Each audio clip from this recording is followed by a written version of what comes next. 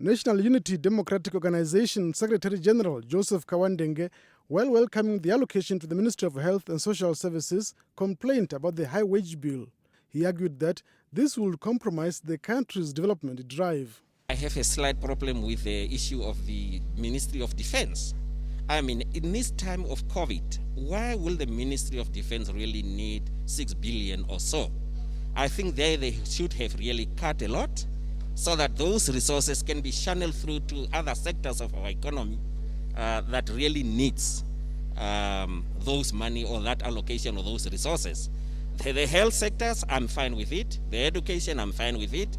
But I think the issue or the division of security, it's also underfunded as far as I'm concerned.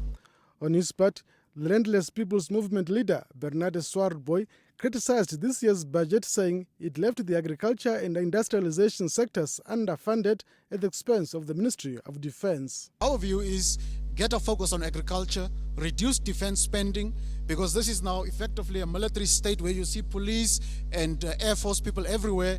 Reduce defense spending, reduce your unnecessary spending on a lot of departments, including in some areas on veterans, and get to a position where you strengthen NSFAS to gain much more resources to access opportunities for young people. The funding for NSFAS, for UNAM, for NAS is ridiculous. However, an economist, Mali Likukela, defended the allocation to the Ministry of Defense. If the budget to NDF is taking over something that's supposed to be or which is a priority, then I might have a problem. But I'm yet to see which line item has been sacrificed for defense.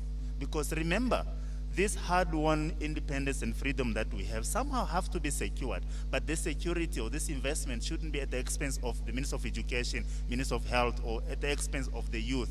Then that would be wrong. But if this investment, if this fund allocation is not clogging any other line item in the budget, I don't see why the problem it is. It is only a problem if the investment, the return on investment on defense cannot measure up to other investments. Then we could have a problem. But Jeff Tashihomino, NBC News, Windhoek.